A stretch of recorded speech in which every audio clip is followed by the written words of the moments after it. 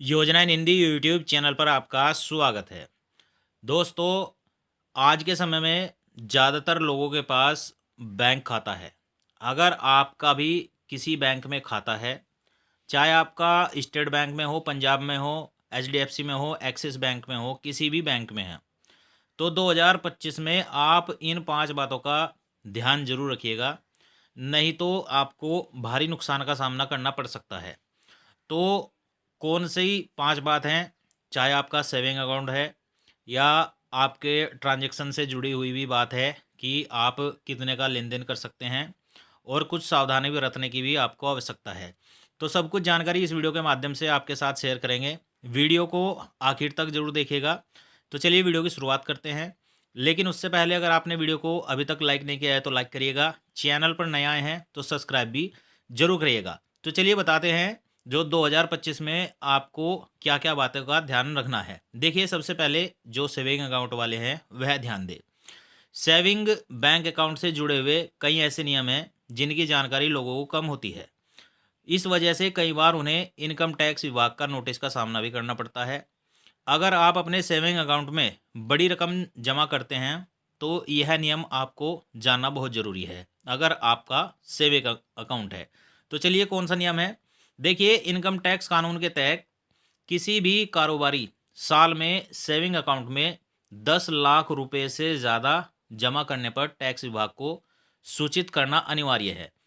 यानी कि अगर आपका सेविंग अकाउंट है और आप एक कारोबारी हैं और आप एक साल में 10 लाख रुपए अपने सेविंग अकाउंट में जमा करते हैं, तो टैक्स विभाग को सूचित करना ज़रूरी है। यह सीमा एक ही अकाउंट पर नहीं, बल्कि आपके सभी सेविंग अकाउंट के लिए लागू होती है। यदि आप तय समय सीमा से ज़्यादा डिपॉजिट अपने बैंक अकाउंट में करते हैं, तो बैंक खुद इस लेन-देन की जानकारी इनकम टैक्स विभाग को भेजता है। अगर आप खुद जानकारी नहीं देते हैं, तो बैंक खुद ब खुद इसकी जानकारी इनकम टैक्स डिपार्टमेंट को देता है। बैंक खाते में कितना पैसा आप निकाल सकते हैं? कई लोगों को लगता है कि बैंक अकाउंट में जितना चाहे उतना कैश आप निकाल सकते हैं, लेकिन यह गलत है। आयकर अधिनियम की धारा 194 एन के तहत यदि आप एक वित्तीय वर्ष में 20 लाख रुपए से अधिक की रकम निकालते हैं, तो आपको टीडीएस देना पड़ेगा। लेकिन यह नियम उन लोगों के लिए लागू होता है जिन्होंने पिछले 3 साल से अपना इनकम टैक्स रिटर्न नहीं भरा है। ऐसे लोग यदि 20 लाख रुपए से अधिक की रकम किसी भी बैंक, कोऑपरेटिव बैंक या पोस्ट ऑफिस से निकालते हैं, तो उन पर 2% का टीडीएस लगता है। तो अगर आप एक साल में 20 लाख रुपए की रकम निकालते हैं, तो आप पर 2% का टीडीएस लगेगा। इनकम टैक्स रिटर्न भरने वालों के लिए इसमें राहत है। अगर आपने समय पर अपना इनकम टैक्स रिटर्न भरा है, तो आपको इस नियम से राहत मिलती है।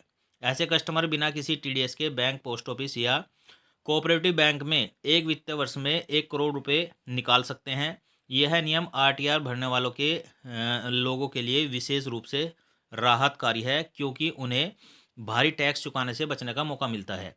तो आपको भी अपना आयकर रिटर्न जरूर भरना चाहिए अगर आप 20 लाख रुपए निकालते हैं। चलिए, जनधन खाता धारकों के लिए भी कुछ ज़रूरी बात है। प्रधानमंत्री जनधन योजना की शुरुआत 2014 में की गई थी। अगस्त 2014 से दिसंबर 2024 के बीच लगभग 10.5 करोड़ अकाउंट प्रधानमंत्री जनधन योजना में खोले गए। इन खातों का अब 10 साल बाद केवाईसी होना शुरू हुआ है। अगर आपने अभी तक अपने जनधन के खाते का केवाईसी कंप्लीट नहीं कराया है, तो आप केवाईसी जरूर करा लें, जो आपके लिए बहुत ज़रूरी है अगर आपका जनधन का खाता है तो। एक्सिस बैंक ने अपना एसएमएस का चार्ज बदल दिया है। इसी महीने एक्सिस बैंक ने अपने ग्राहकों के लिए एसएमएस चार्ज में बदलाव किया है। जहां पहले यह चार्ज तिमाही आधार पर 25 रुपये लिया जाता था, वहीं अब हर एसएमएस पर 25 रुपये का वसूल किया जाएगा। इसके अलावा ग्राहक हर तिमाही में 15 रुपये तक का शुल्क भी चुका सकते हैं। इसका मतलब यह है कि बैंक अब ग्राहकों से एसएमएस अलर्ट के लिए अधिक शुल्क लेगा। यह बदलाव उन ग्राहकों के लिए प्रभावी होगा जो एसएमएस अलर्ट सेवा का उपयोग करते हैं। तो आपको इस बात का भी ध्यान रखना जरूरी है। चलिए आगे देखते हैं।